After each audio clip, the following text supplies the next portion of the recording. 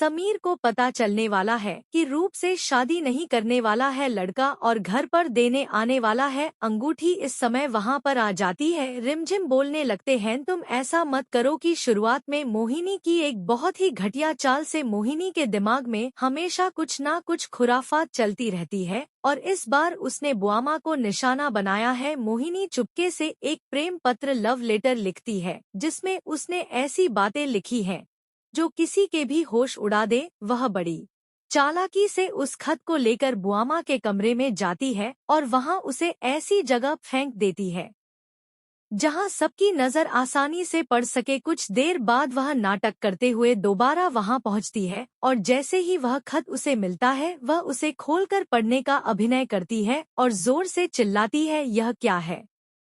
उसकी आवाज सुनकर घर के सभी सदस्य वहां इकट्ठा हो जाते हैं। मोहिनी सबके सामने बुआमा पर कीचड़ उछालना शुरू कर देती है और बेहद कड़वे शब्दों में कहती है कि क्या आपको जरा भी शर्म नहीं आती? एक विधवा होकर आप इस उम्र में प्रेम पत्र लिख रही हैं। समाज को क्या मुंह दिखाएंगी? मोहिनी की यह बातें सुनकर बुआमा की आंखों में आंसू आ जाते हैं और वह पूरी तरह टूट जाती है।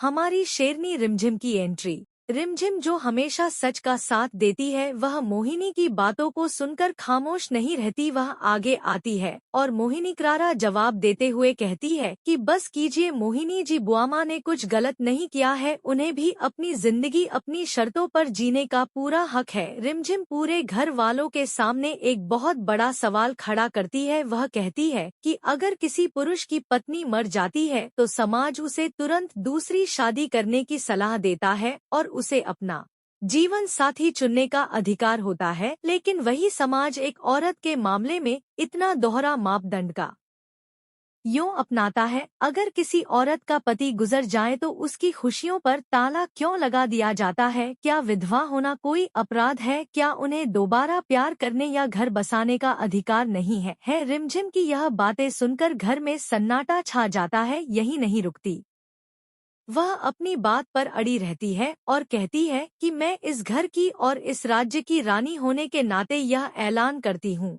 कि इस मुद्दे पर सिर्फ घर में नहीं बल्कि पूरे समाज के सामने बात होगी। वह साफ कर देती है कि वह इस पर विचार करेगी और एक बड़ी पंचायत बुलाएगी। समीर भी रिमझिम के इस क्रांतिकारी विचार को सुनकर दंग रह जाता है, लेकिन जब रिमझिम उसे विस्तार से समझाती है कि समाज की प्रगति के लिए इन पुरानी सोच को बदलना कितना जरूरी है तो समीर भी उसके साथ खड़ा हो जाता है। समीर कहता है कि रिमझिम तुम सही कह रही हो, बदलाव की शुरुआत कहीं ना कहीं से तो होनी ही चाहिए और अगर इसके लिए पंचायत बुलानी पड़े तो मैं तुम्हारे साथ हूँ।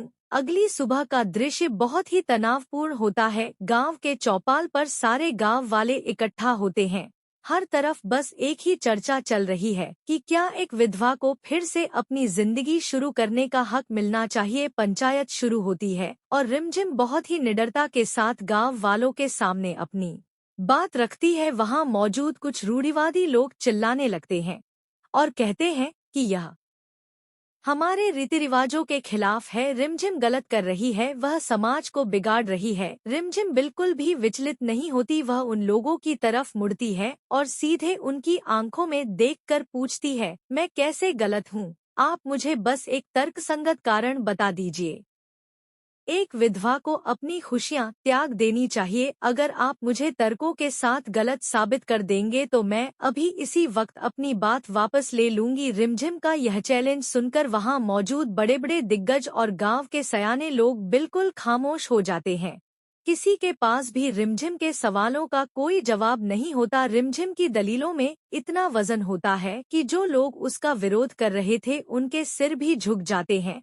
समीर गर्व के साथ रिमझिम को देखता है क्योंकि वह जानता है कि आज रिमझिम ने सिर्फ बुआमा के लिए नहीं बल्कि समाज की हर उस औरत के लिए आवाज उठाई है जिसे दबाया गया है। माहौल पूरी तरह से बदल जाता है और लोग आपस में खुसर-फुसर करने लगते हैं। मोहिनी जो यह सब तमाशा देखने आई थी कि बुआमा की बदनामी होगी, वह अब बुरी तरह चिढ़ जाती है क्योंकि उसका दाम उल्टा पड़ गया है।